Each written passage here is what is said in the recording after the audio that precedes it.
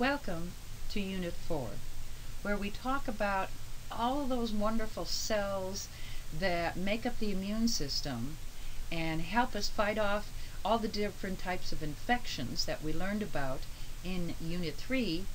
What happens when the immune system doesn't function the way it's supposed to be? And one of the things that can happen, and you see in this picture on the first slide in this particular lecture, this was the original boy in the bubble. His name was David, and they made up a sterile environment so that he was able to mature, I believe, up to about 14. But he had absolutely no immune system, so this particular disorder is referred to as severe combined immunodeficiency disease, and we'll talk about that in the slides to come. So, how can the immune system cause disease? Well, there are two ways. Either it's overactive or it's underactive.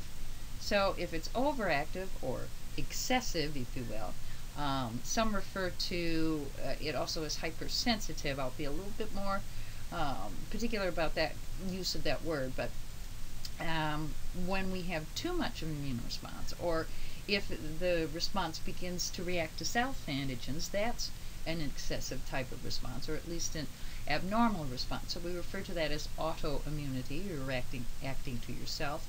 Allergy is a true hypersensitivity because now the immune system is functioning properly, but it's overreacting or actually acting to environmental agents that really shouldn't threaten us. Alloimmunity, is a problem because this is the problem with transplantation. It's very rare that you have an identical twin, although not so much as it used to be, it seems. But anyway, even so, identical twins are not entirely identical. And so the problem is the transplanted tissue is going to be seen as foreign, and the immune system will react against it. That's alloimmunity. And then something that your book doesn't really go into a lot, but more and more, chronic inflammation, which sometimes can be a result of auto-inflammatory diseases. So we'll talk about that as well. But the other side of the coin is, of course, there's not enough of an immune response.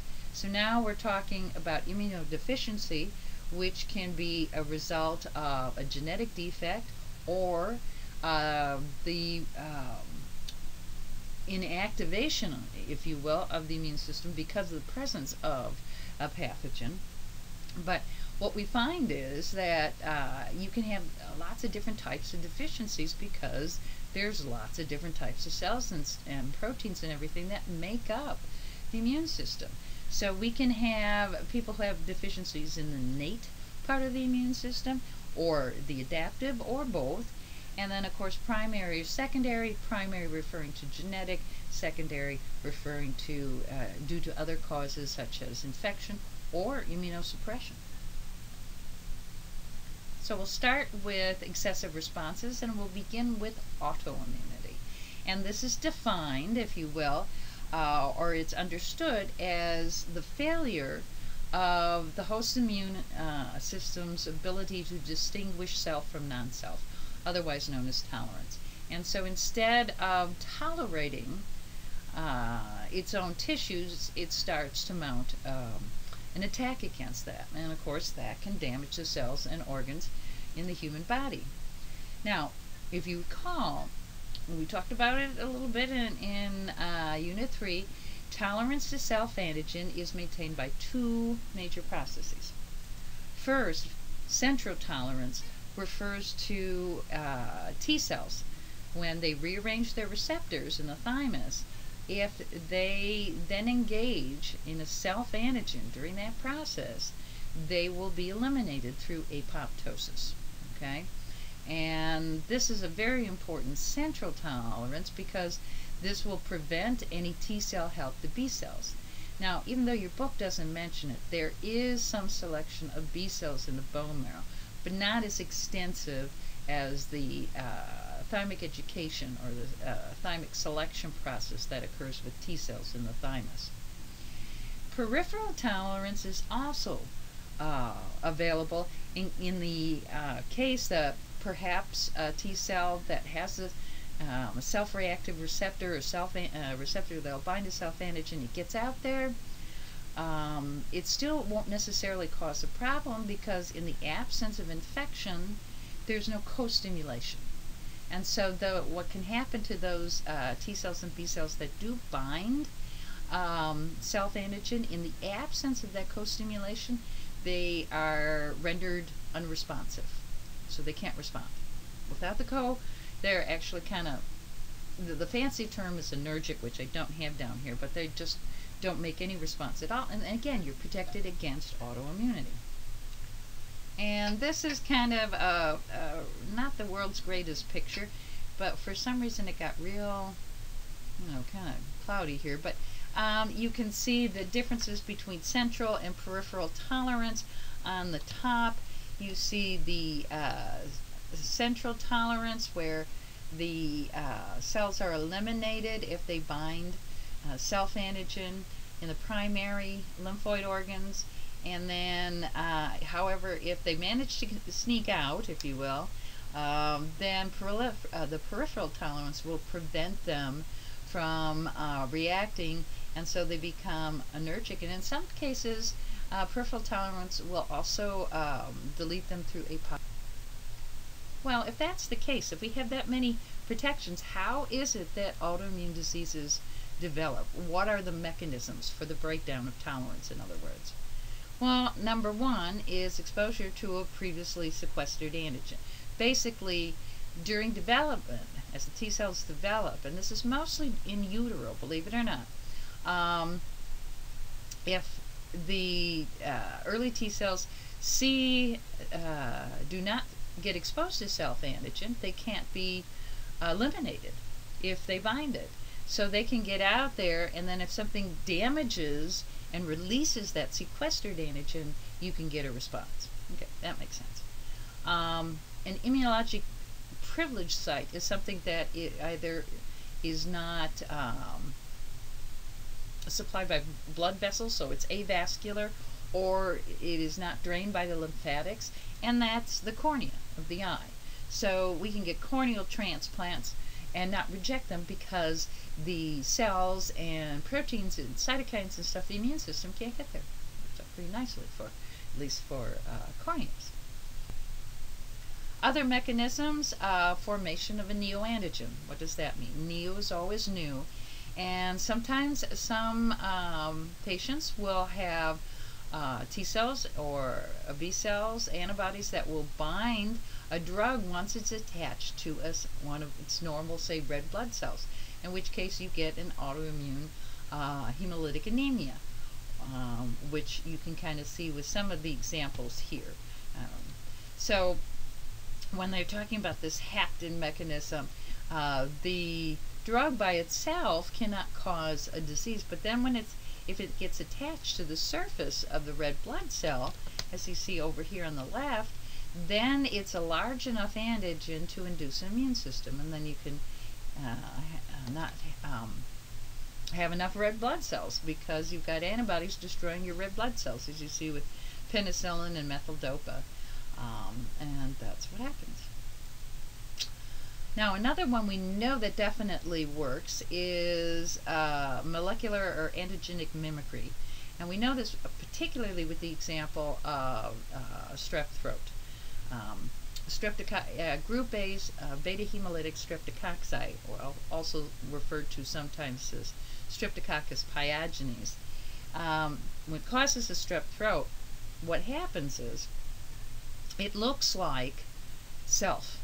It has a couple of proteins that look very much like cardiac muscle in our heart, and what can happen is the immune system, in removing the strep infection, will lead to antibodies that also bind to tissues in the heart and cause rheumatic heart disease.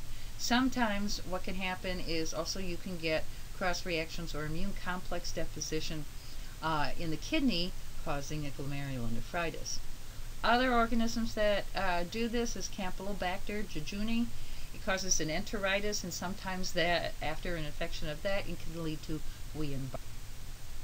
Other mechanisms, a forbidden clone, clonodeletion fails in the thymus and it gets out and is able to become autoreactive. Other things are suppressor CD8 T cell dysfunction. When that happens, there's an increase in B cell activation. It's also with another cell type, T regs, if they're not particularly efficient either, that can happen as well. B cell unresponsiveness to T cells leads to an increase in B cell responses. CD4, the Treg dysfunction, as I mentioned, and gut microflora. If that gets altered, it can lead to a loss of tolerance to normal flora, and this can lead to things like Crohn's disease.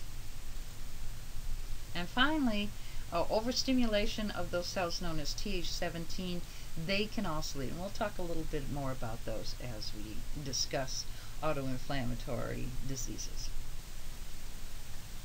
Most of the time, we don't know the precise etiology of an autoimmune disease. The rare case is something like post-streptococcal glomerulonephritis or rheumatic fever. We know that the patient had a strep throat and developed antibodies that then cross-reacted with some of the patient's tissues.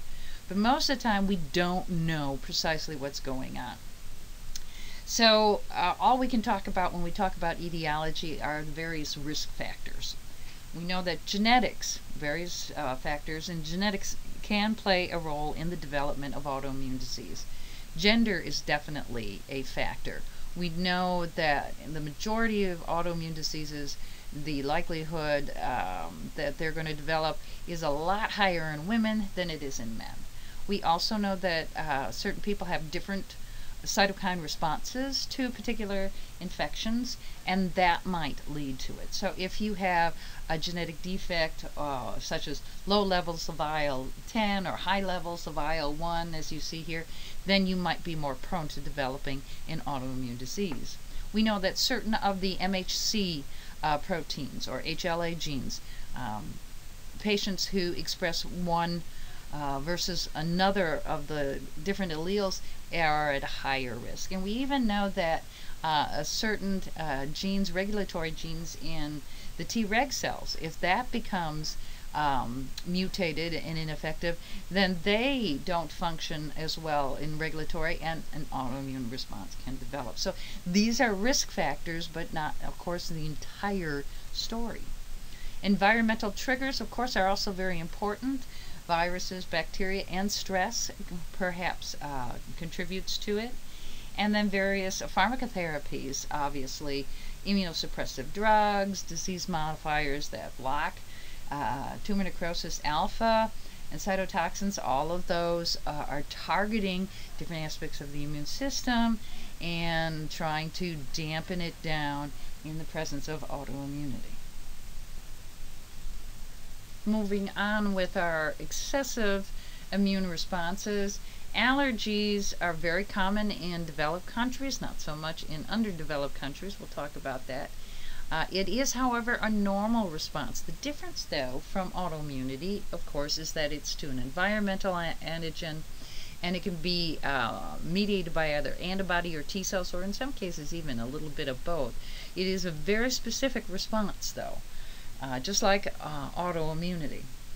Alloimmunity is, again, another normal immune response, this time to antigens from another human being, okay? Leads to injury in the transplant, which of course is not what we want. And this can occur with tissue transplants. It can also occur with blood transfusions. And both of these, allergies and alloimmunity, are said to be mediated by 4 hypersensitive mechanisms that injure the cells. And so these mechanisms will also, of course, function in autoimmunity. Now, we're not going to talk about autoinflammatory or chronic inflammation until the very end of this chapter, because it's really not in your textbook. But I did want to add it because it's really a very important concept and active area of research right now as we understand more and more about, again, things like Crohn's disease and ulcerative colitis. So what are our key questions already in this early part? Well, you need to know what tolerance is and how it's maintained. You know, we got 2 mechanisms. And then how tolerance can be broken, leading to autoimmune disease. What other kinds of factors can influence development of autoimmune disease? And can you distinguish between the primary difference between an autoimmune, allergic, and alloimmune reaction? You should be able to get that one. But I'll answer questions if you have some later.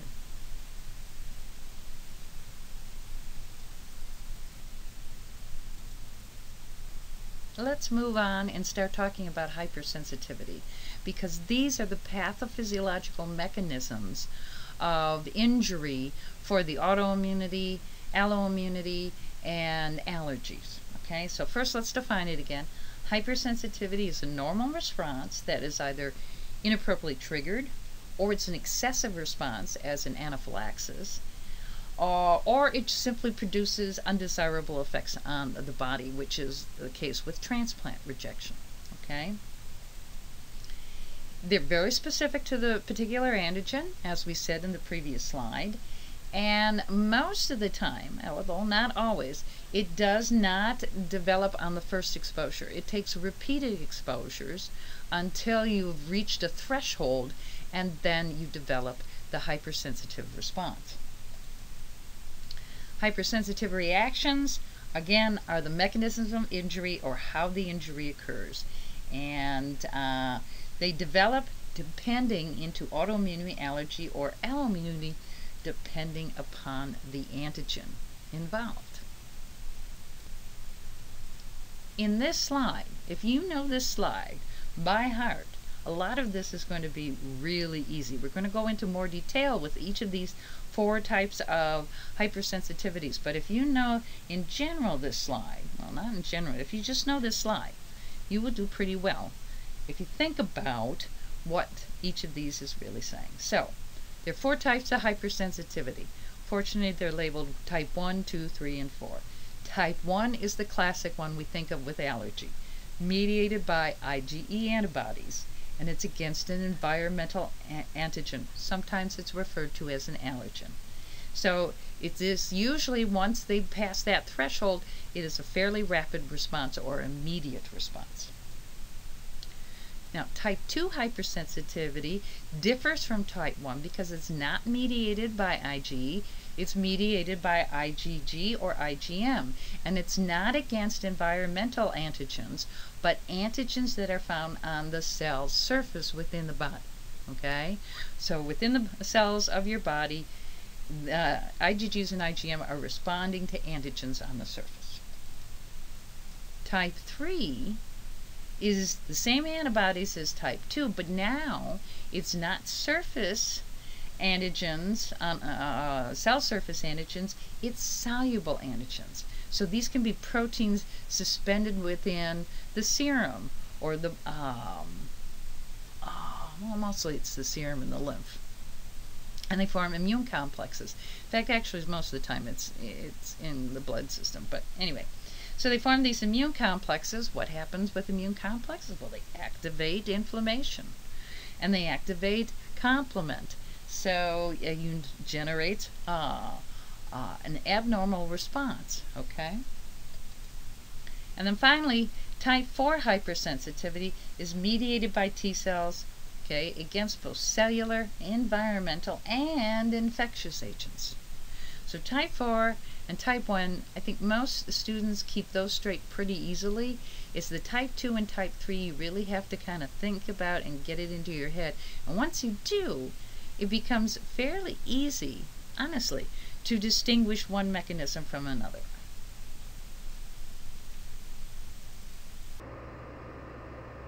Now this slide just sort of summarizes what was in the previous slide, where we see the type 1 on the right here, on the left, and it goes down with the immune mediators, IgE, and the mechanism, and the typical manifestations. So if you're more of a picture-oriented type person, you might want to set up something like this for your studying purposes. I always, particularly like something like this because I have a tendency to remember certain pages.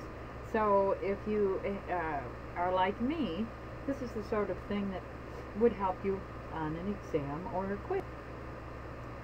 So let's start talking about the 4 types of hypersensitivity. We'll start with type 1, and what really causes it? Well, unfortunately, there isn't one single cause, etiological agent. We do know that, however, that there is a very strong genetic linkage. Some people have elevated IgE levels in their blood. Some certain HLA or MHC antigens, or proteins I should say, seem correlated with an increased tendency to develop allergies. Decreased Tregs might be possible. Even in some cases they've seen increase in Th2 cells, because they're the T helper cells that help B cells produce antibody, particularly IgE, because they secrete the cytokines IL-4 and IL-5, which tell the B cells to make those types of IgE antibodies. There are some data to indicate that certain environmental pollutants may increase our mucosal permeability, so that some of these substances can easier get into the cell, into the body, and induce allergies. We do know, however, that in many cases one exposure is not enough. There has to be what they call an allergic breakthrough, and once you have been exposed to that amount or repeatedly exposed to it, you've developed sufficient IgE antibodies on the mast cells to develop symptoms. And in some cases they find that this can be influenced by other factors, such as a certain viral infection, or for some reason IgA production is decreased, so they increase IgE production, or the lack of suppressor cells, but regulatory cells. It's one of those things, particularly with the immune system, where there's probably multiple factors that are involved.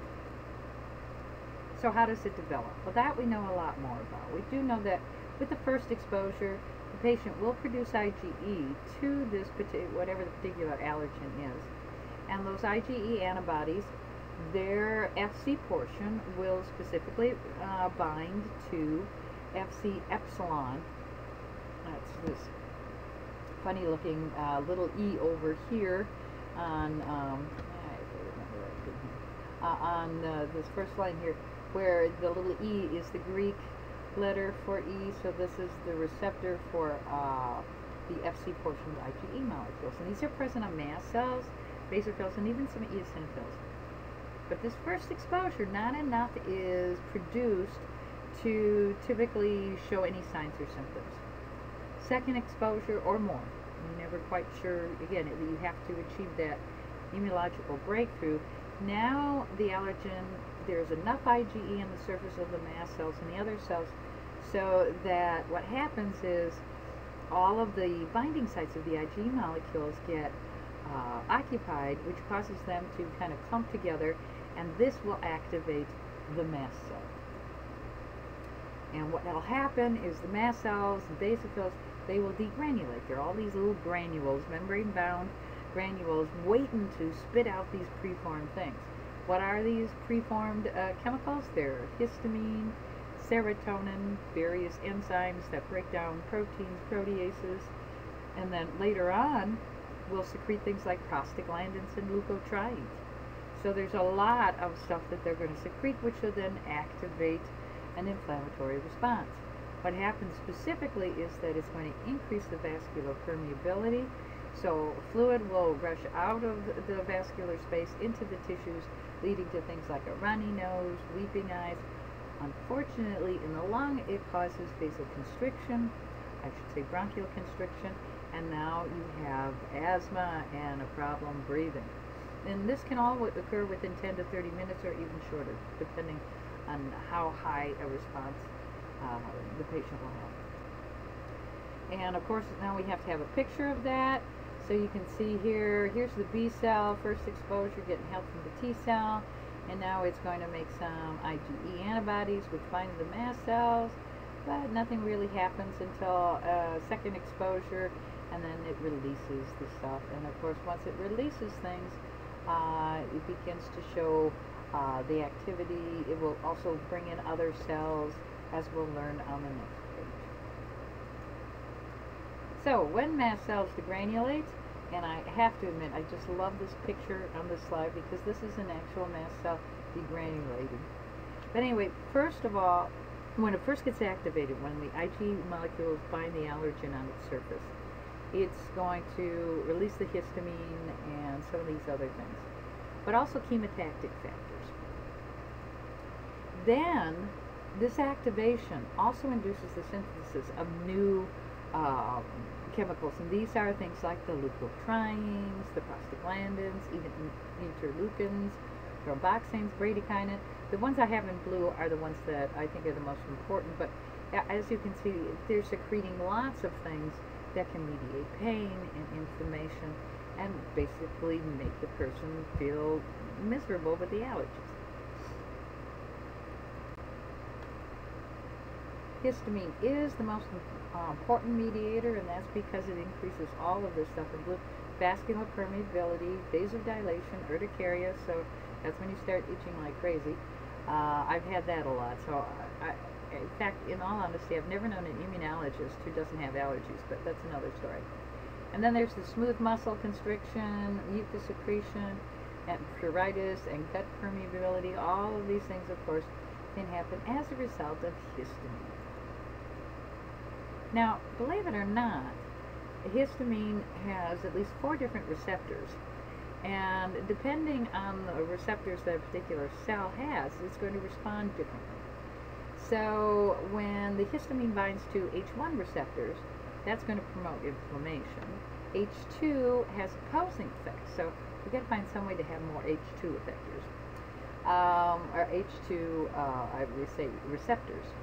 H3 receptors are found in the brain and the spinal cord and the postganglionic nerves in the lungs, leading to constriction, so that's not particularly good. And the H4 receptors are most of the immune cells and where they function as a chemoattractant, as you can see with what I brought down here. So here's an immune cell with H4 receptors, here's a mast cell releasing histamine, and the immune cell joins the party, so to speak. The clinical manifestations for type 1 hypersensitivity are related to the tissues that are affected. And these are tissues that contain a lot of mast cells. So we're talking about the gastrointestinal tract, the skin, and respiratory tract. They also reflect, of course, the portal of entry. So if the skin and stuff, it could be urticaria, upper respiratory tract, rhinitis, eczema, asthma, or even anaphylaxis, where it actually enters directly into the bloodstream. This is, of course, can be life-threatening, although sometimes it isn't just directly into the bloodstream like with the bee sting or whatever, but it can be with seafood and peanuts through the GI tract. So that is when it is a systemic response and, of course, can be life-threatening. And so I couldn't resist showing you some hives. Yep, I've had those, and even the eczema, I have that as well.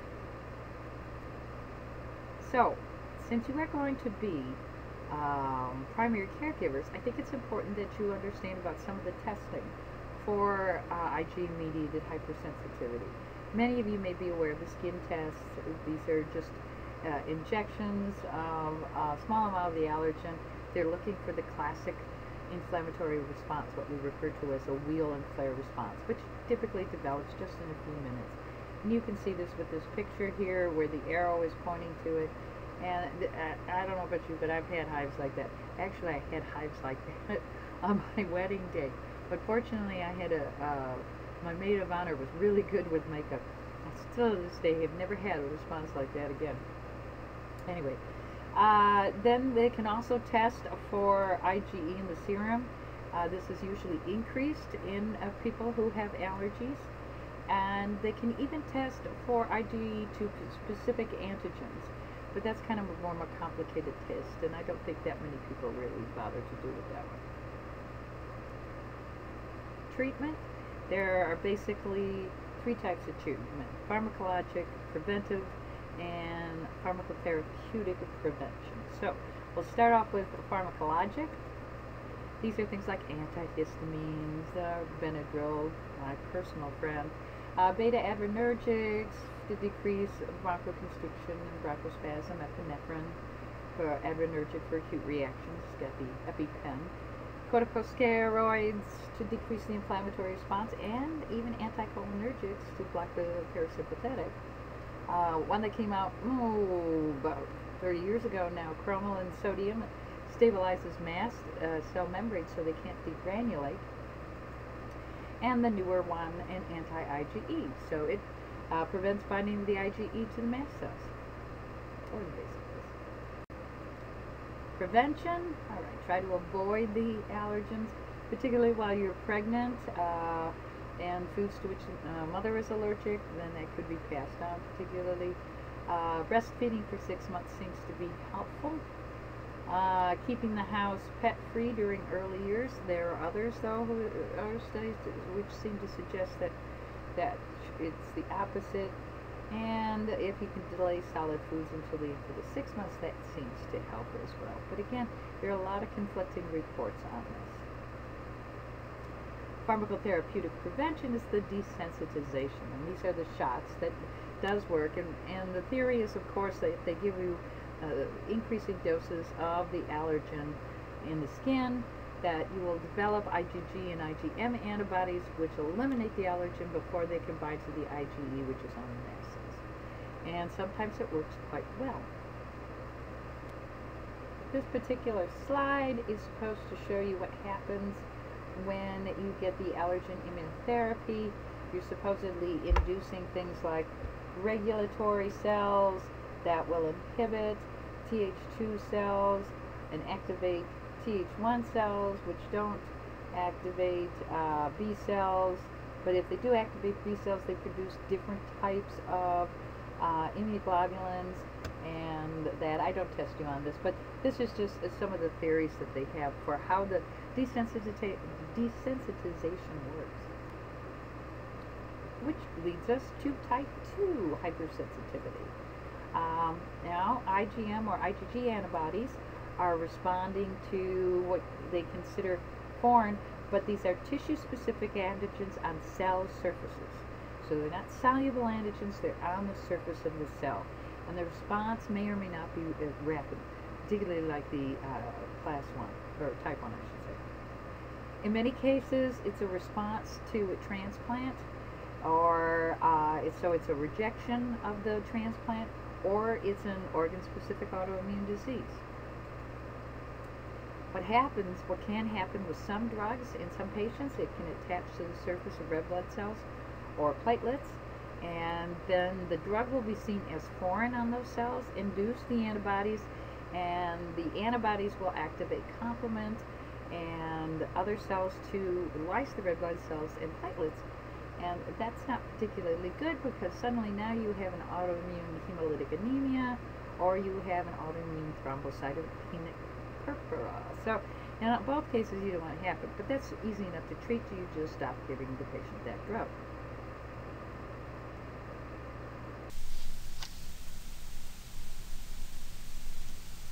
The pathogenesis of type 2 hypersensitivity is simply something has to initiate this production of IgM and IgG antibodies, and then they damage the cell by a number of ways that we've already talked about in the previous unit.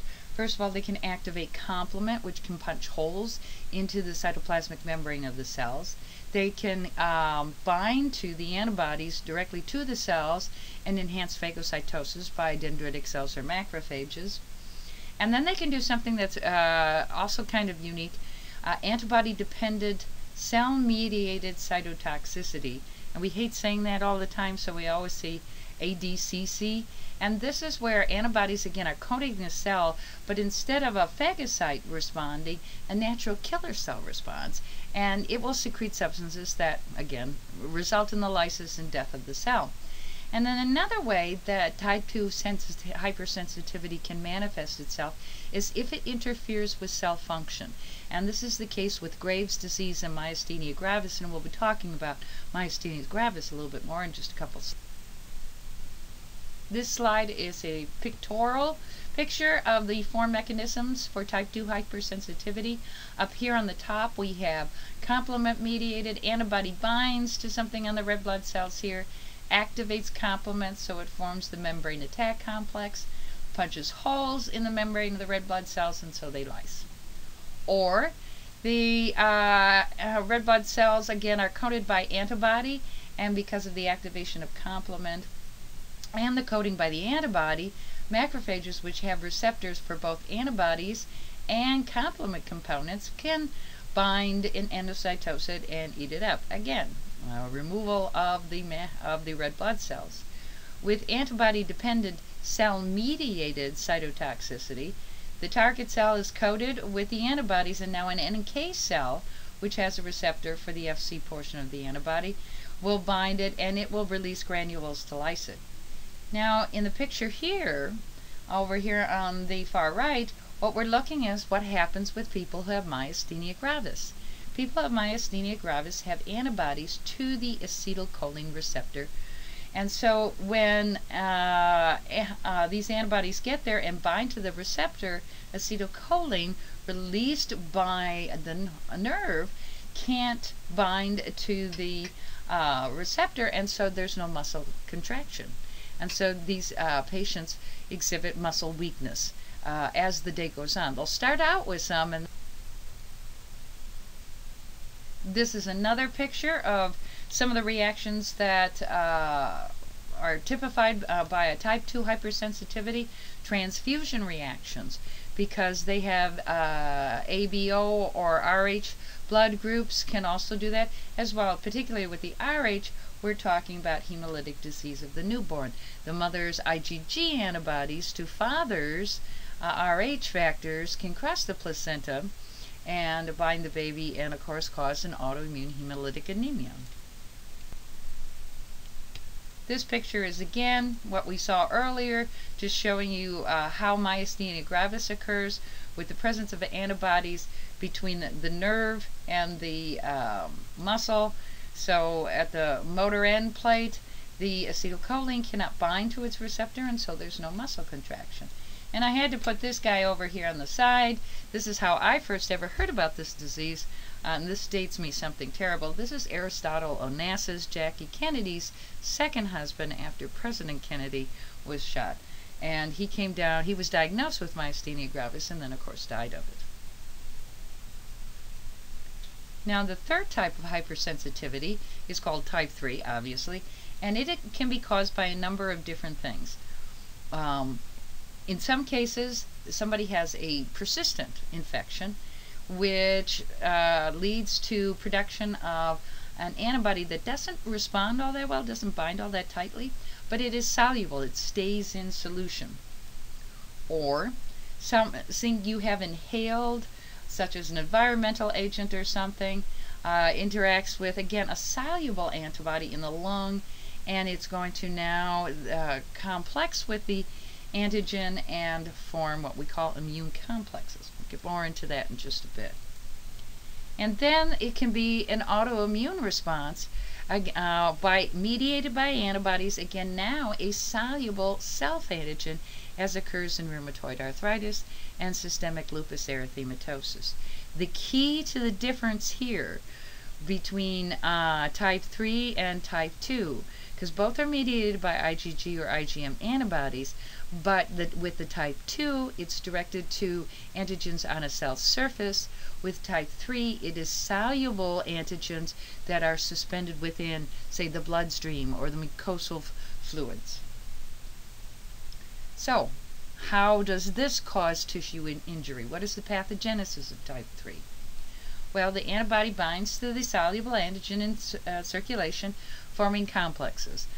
Typically, they're referred to it as immune complexes, which you will see on the next slide. These will deposit in tissues, and when they deposit in tissue, they initiate inflammation, partly by activating complement, but also by damaging cells and activating inflammation that way. When antibody does activate the C1 complement pathway, it's going to do it through the classical pathway because the antibody is bound to an antigen. Some of the components generated when complement gets activated attracts neutrophils. neutrophils can't actually phagocytize the complexes so very well because they're stuck in the tissues. But remember, they try to do stuff and then they die, and they have a lot of proteolytic enzymes that'll break down the proteins in your tissue, and so this causes more tissue damage. Because a lot of complement components get used up in this, the patient's C3 and C4 levels in their serum drop, and so they are referred to as hypocomplementemic. In other words, the C3 and C4, the complement components are low in the bloodstream. Okay. Now, these complexes have a tendency to deposit in certain tissues, and this will sound very familiar if you're familiar with either lupus or rheumatoid arthritis.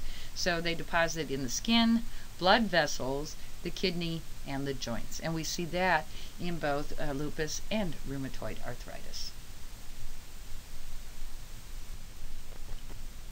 As you can see on this slide, type 3 hypersensitivity is referred to as immune complex reaction. And one of the things that is very important to remember about this, or to learn about this, I should say, is that this is not tissue specific. Although the antibody is specific for the antigen, the tissue that it deposits in is non-specific. It just happens to, like the joints and the kidney and stuff like this. And it's these deposits of these soluble antigen-antibody complex that, as we've already said, activates complement, leads to tissue inflammation, and then, of course, destruction of the tissue. I think this is very nicely outlined on this slide. If you take a look, here are the antigens, little round balls, and the antibodies attached to them, and they are soluble, this complex, in solution. Then it deposits here. It looks like the basement membrane could be the kidney, and as a result of this, it gets complement gets activated, neutrophils come in, and the release of enzymes and free radicals and complement components can lead to tissue destruction. This is another depiction of it, showing you the role of B cells becoming plasma cells to produce the antibodies, which, of course, this B cell had to have been activated by the antigen in circulation. Then it starts to form the complexes, then it deposits and brings in phagocytes, just like you saw with the previous slide.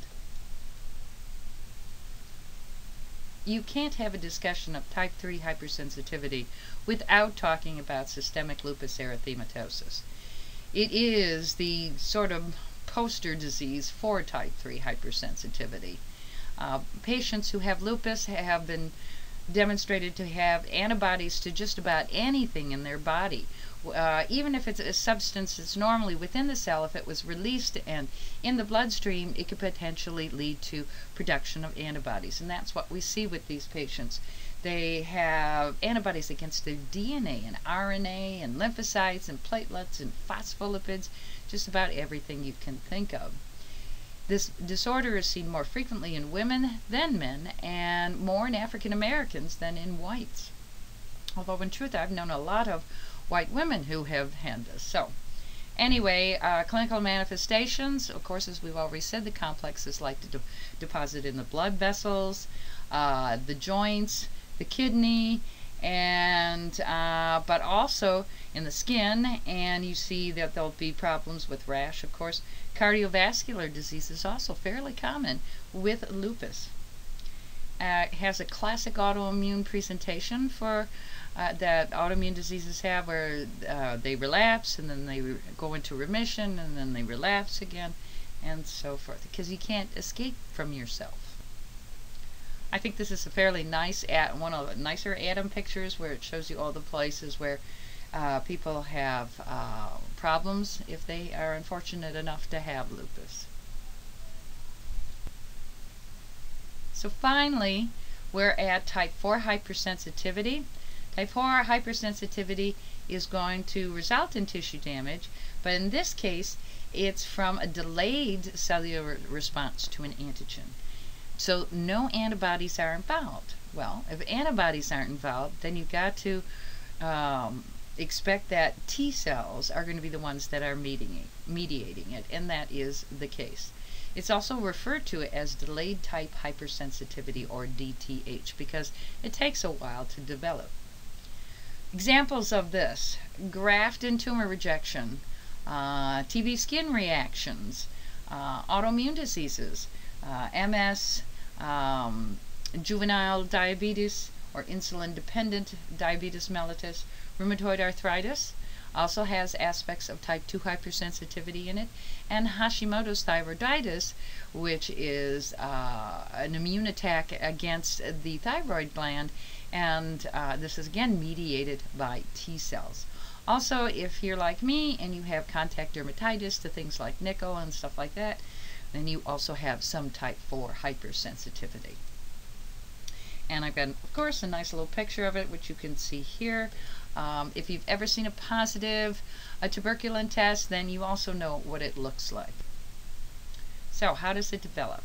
Well, it's mediated, as I've already said, by activated or sensitized T cells. That's the old word that they used to say, that the T cells were sensitized.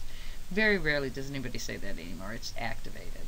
So if it's a cytotoxic T lymphocyte, a TCL, then the CTL will directly destroy the target cells, as we have learned. If, however, it's a T helper cell that has gotten activated, then it'll produce cytokines that will activate other cells, such as phagocytes, to damage the tissue. Either way, the tissue is being damaged. Example of contact dermatitis. This is, if you're like me, very small allergens, what they refer to as haptens, that by themselves really do not induce any kind of immune response.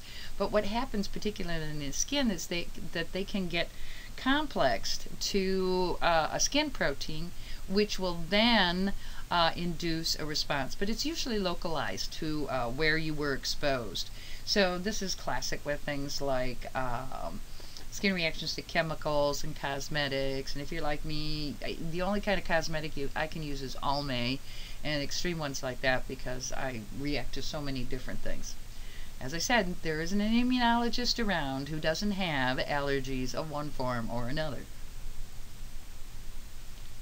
An example of this hapten effect, so kind of here you see hapten, and then complexing with the larger protein, a carrier. Now this is large enough to be ingested by antigen presenting cell, which will present it to a T helper cell, and this will induce cytokines to either activate a cytotoxic T cell or a macrophage to damage tissue and make you itch something terrible. Other type 4 hypersensitivity reactions include cutaneous basophil hypersensitivity. Remember that basophils are considered perhaps the bloodborne form of a mast cell. So if antigen triggers a T cell in the skin, it can activate the basophils, and then this is one of the major ways that skin grafts are rejected. Again, a classic tuberculin reaction to the purified protein derivative from Mycobacterium tuberculosis, one of the causative agents of TB. And then another one is this granulomatous hypersensitivity. And this is the sort of response you see to certain intracellular bacterial infections like TB and leprosy. The immune system, because the bacterium is inside, usually a macrophage, they can survive within there. So since the macrophages and the adaptive response can't get rid of it, they wall it off and form a granuloma, which is a ton of lymphocytes and macrophages surrounding the area, and that causes the induration with a positive TB test and some of the other things that you would see with a type 4 hypersensitivity. Remember, that's a real hard feel as opposed to a type 1 sensitivity where it's all fluid in the urticaria. This leads us to a brief discussion of alloimmunity. In alloimmunity, the immune system is working just fine. It's just that we don't want it to.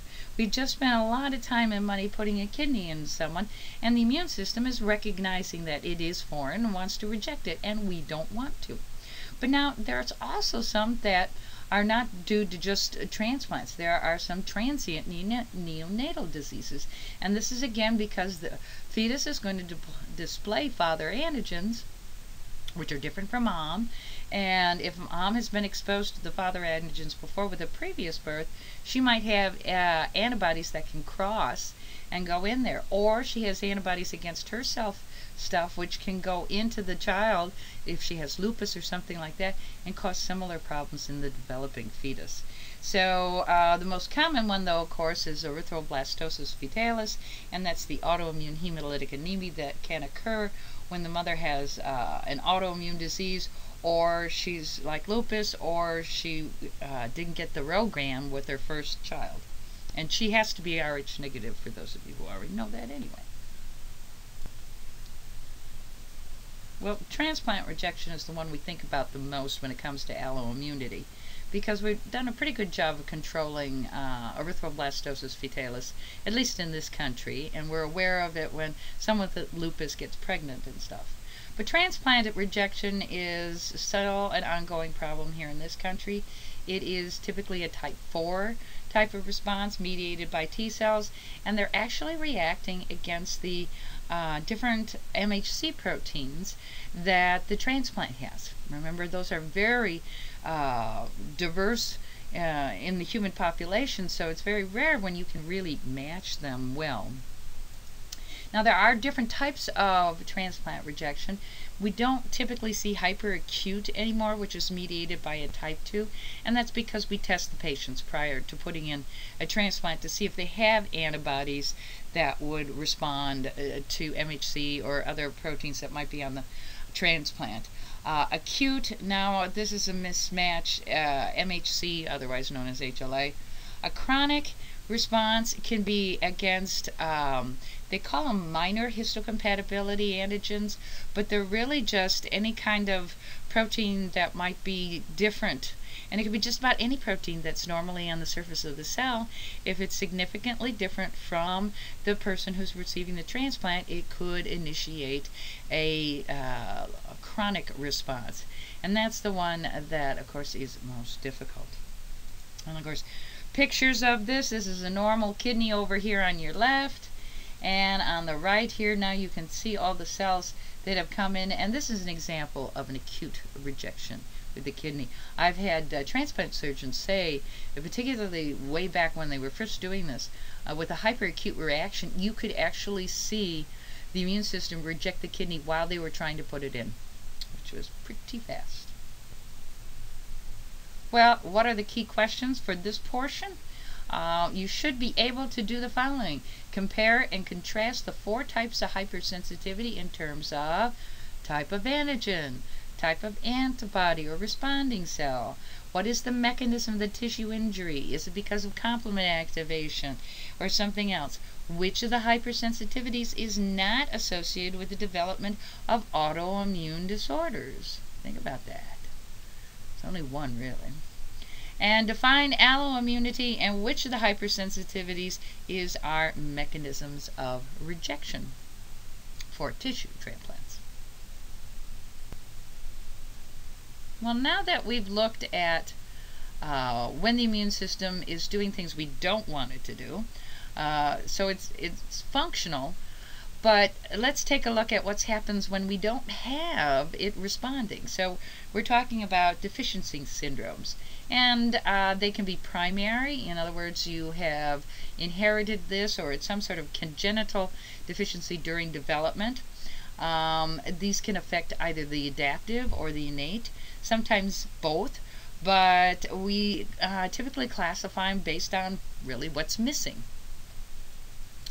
So there are isolated B-cell deficiency, and these are seen very, very early after the child is, when they weaned from breastfeeding and not getting the mother's protective antibodies, they start getting recurrent infections with bacteria like strep pneumo or Haemophilus. And the reason is that in order for them, because they have these capsules, these bacteria, and there aren't antibodies to bind to it, they can't, the macrophages and dendritic cells can't eat them up and get rid of them. So it's a problem. There are a number of different types of isolated B-cell deficiencies. This include isolated IgA. That seems to be pretty common, and sometimes they don't have really any problems at all. Common variable is also fairly common. The first one that was really diagnosed was the Brutens. Bruton, of course, standing for the name of the physician who characterized it. And this is X-linked, so it's seen mostly in boys. And then transient hypogammaglobulinemia occurs in neonates because their immune system isn't fully developed. And this is giving you an example of seeing what it would look like with Bruton's agammaglobulinemia. You have here on the left a normal lymph node, and particularly I want you to notice these arrows.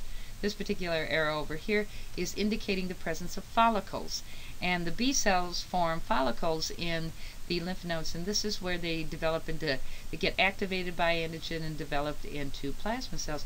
But if you look at the lymph node of a child with Bruton's agammaglobulinemia, or XLA, you see no follicles. And so that's a real classic picture. Doesn't even have to be stained with the same. You can see that there's really no follicles there at all. There are also isolated T-cell deficiencies. And instead of recurring infections with bacteria, now they're more like someone who is infected with HIV. They have recurring infections with viruses and fungi. And sometimes they can even have decreased antibodies, but not necessarily. The first one that was really well characterized was DeGeorge syndrome. And this is where, because of a mutated transcription factor on chromosome 22, the thymus and the parathyroid and the thyroid and the heart don't develop normally. And so they actually develop without a thymus, and without a thymus, you don't have T cells. But they also have some abnormal development in the face, so you can see these very classic low set ears that they have, somewhat abnormal, and other problems with it. But they can live to adulthood, but they have to be careful with infections, obviously. And then, of course, the most serious of the immunodeficiencies are the severe combined immunodeficiency diseases, otherwise known as SCID. And these have defects in both the antibody production, or the humoral, and the cell-mediated immunity. And amazingly, this can be caused by a number of different defects. Or maybe it's not so amazing when you think about how complex the immune system is. But some of them are X-linked, and this is a result of, it's a part of many different cytokine receptors, what they call this gamma chain, and without this gamma chain, none of those cytokine receptors work, so the immune system is not responding to growth factors and stuff like that, so it can't, develop humoral or a cell-mediated immune response. So that's one defect. Another one is the one that we have done the most in terms of correcting the genetic defect. This is known as ADA deficiency, or adenosine deaminase deficiency. Adenosine deaminase is just an it's an enzyme that's very important in lymphocyte development. And we have corrected it by adding a healthy or unmutated, normal gene into various vectors and gotten them into their bone marrow cells, and have been successful with some of them. Then there are enzymes that are important for generating the B cell and T cell receptors, and if those enzymes that recombine the receptors for the variable regions get mutated, then you don't have any B cells or T cells. Certain enzymes that put on phosphates. And then the one that I always liked the best as a student was the Bear lymphocyte syndrome. It doesn't have any MHC. So if you don't have any MHC proteins, you can't present antigens to T cells. So you've got T cells. You may have some IgM, but that's about all you're going to have without the T cells. So you can see how important the T cells are. And the pictures down here on the bottom are of David. He was the first SCID kid who survived up to, I think he was 12 or 14, I can't remember. I know that PBS did a special on him. And they made these special bubbles in order for him to be in a pathogen-free environment. And so this is how they came up with the whole bubble boy idea. Now another T cell deficiency is kind of an odd one, because they were going back and forth on what this deficiency was until they finally localized the gene. And this is Wiskout-Aldrich syndrome, or WAS. And it's another X-linked immunodeficiency, so the guys are stuck with this more than the ladies. And it's a mutation in a protein on, obviously, the X chromosome. But it turns out it happens to be a cytoskeleton protein, which is actually important in the formation of actin filaments, specifically in hematopoietic cells. Well, that means that they're going to have problems with, I wanted to say locomotion, but it is migration is the word I was trying to find. So the cells are not getting to where they should be as well.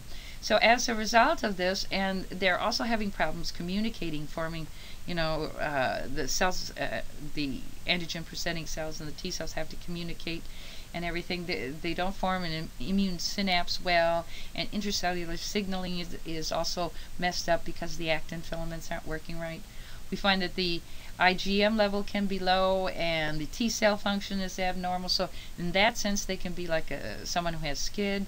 But they also have some other things that are interesting. They have a low platelet count and poor responses to the bacteria that have the capsules, like the kids with the B cell deficiencies. And they have a tendency to be smaller than normal. Anyway, clinical manifestations run the gamut. They can have thrombocytopenic purpura, eczema, recurring infections with the bacteria and stuff, but you don't see quite as many infections with the viruses and the fungi. So I always was puzzled why they thought this was originally a T cell abnormality, but that's not important. Well, I couldn't resist putting in a picture of this little kid who has Wiskout-Aldrich syndrome, which is just the cutest. Look at those big brown eyes. I think he's so cute. But this shows you some of the eczema and the purpura that he has along with this. And the infants can be treated with antibody replacement therapy and antibiotics, but if they have a very severe form, they may have to go to a stem cell transplant. There are a couple of other combined immunodeficiency disorders I couldn't resist talking about. One of them is hyper IgM syndrome. This is actually a defect in the T cell that results in the inability of T cells and antigen presenting cells to communicate. And as a result, there's no class switching in B cells from IgM to IgA or IgG or IgE. So you have too much IgM. What does that mean? Well, kids born with this have recurring respiratory infections, but with both intra and extracellular pathogens, I should say. Because think about it, you don't have any IgA in your mucosal surfaces, you don't have any IgG in your bloodstream, so you've got some problems. And this is just kind of a picture which didn't turn out very well, did it? Trying to show you the communication that, some of the communication that is required from between a T cell and an antigen presenting cell in order the T cell get activated and then activate the B cell to class switch to the other.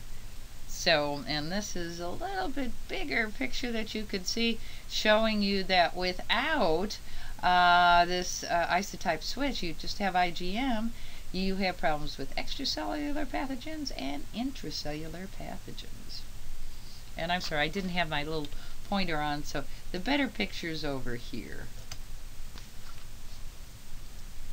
Now, this being Concordia, I had to talk about Job syndrome, otherwise known as hyper IgE syndrome.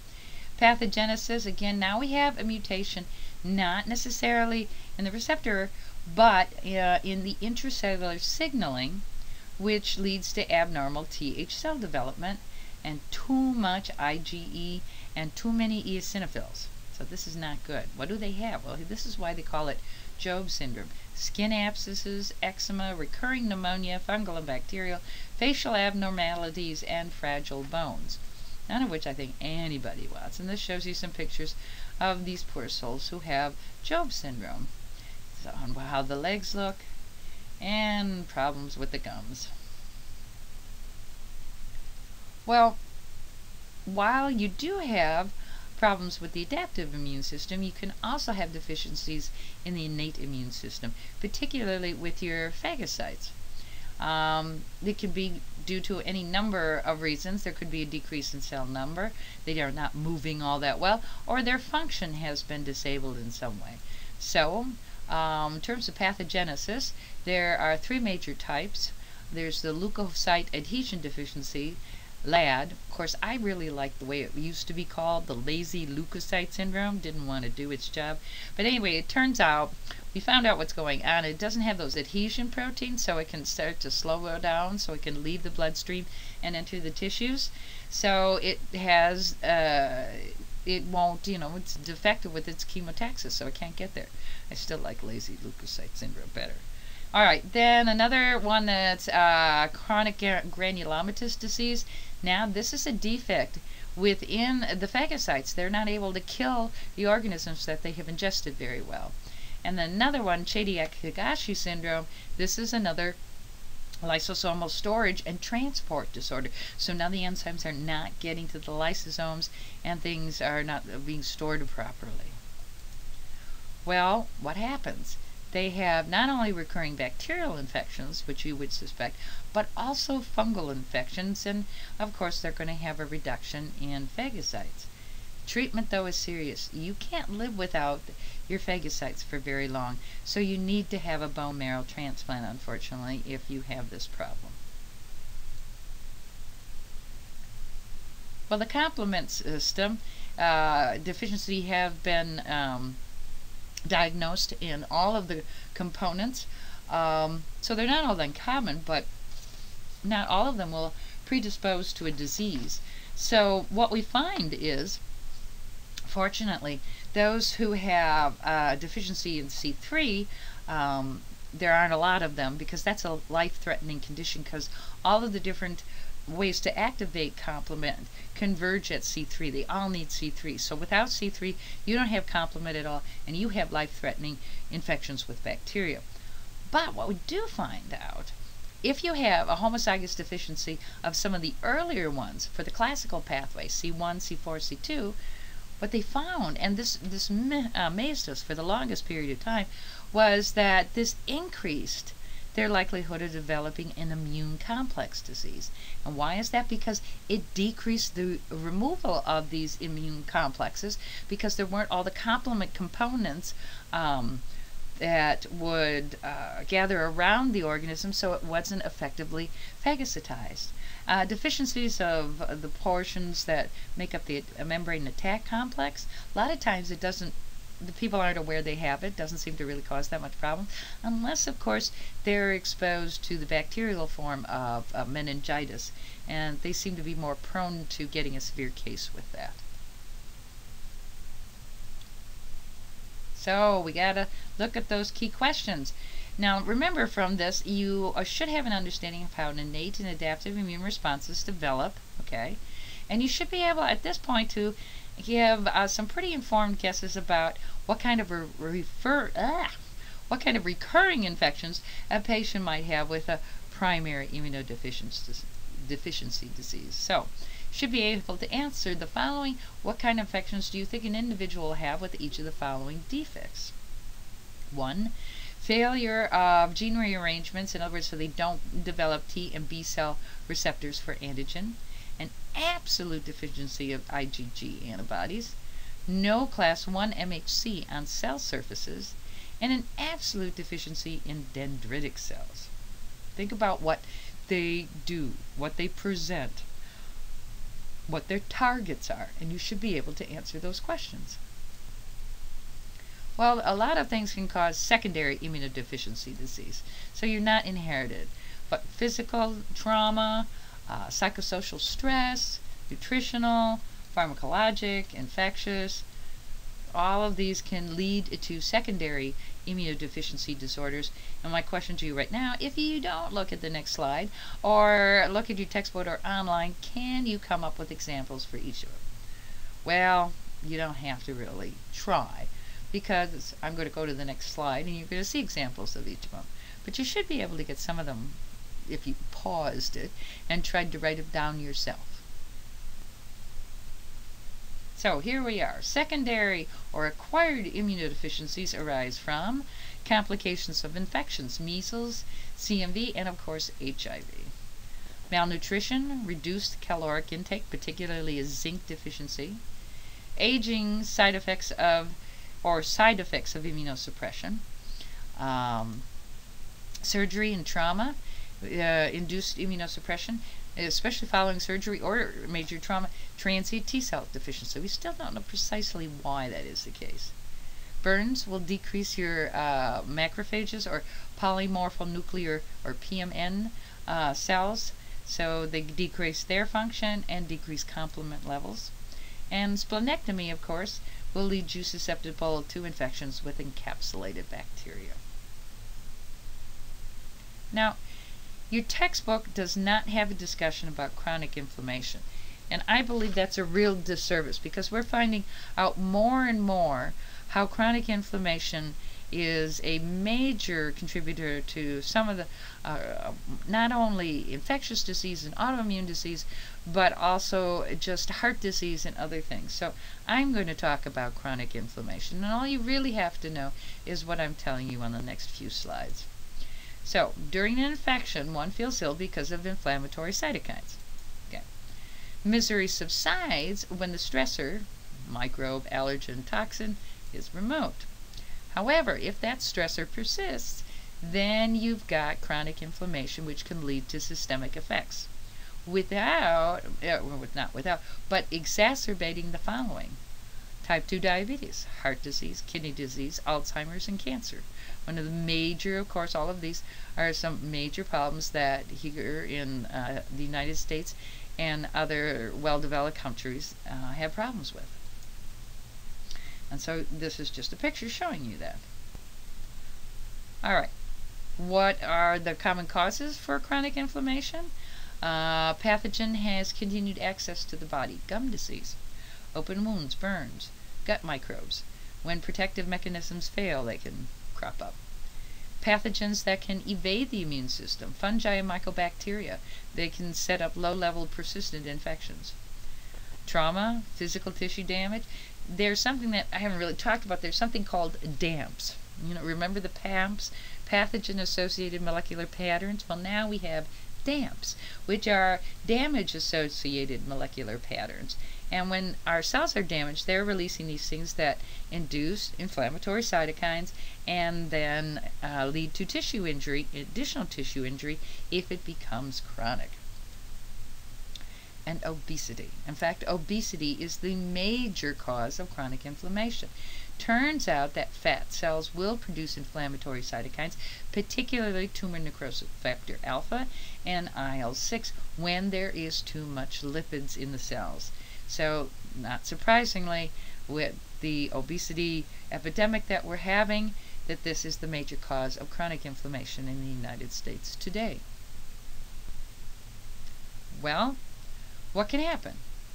Well, the two things can happen. Inflammatory cytokines are good when they are continually produced because they mediate healing. They enhance blood flow, they do cellular proliferation, fibroblasts to kind of repair things, and they regulate the death of infected or damaged cells. But if there's too much, you get too much scar formation, fibrosis, and that can impair organ function or block. In cases in my family, excessive scar formation is common in the following GI surgeries and can lead to adhesions and blockage in intestines or perforation, both of which have occurred in my family. If you have continuous cellular proliferation as a result of the presence of these cytokines, you increase your risk for tumor formation because the mutations can occur. And also, if they're stimulating angiogenesis or the formation of new blood vessels, they can enhance then the survival of the solid tumors. So chronic inflammation is a very hot topic, and we're just beginning to pick apart things and look for more and more treatments coming up in the future. Well, that's it for Chapter 10. Take a break before you plunge into Chapter 12 and a really good discussion of human immunodeficiency virus and AIDS.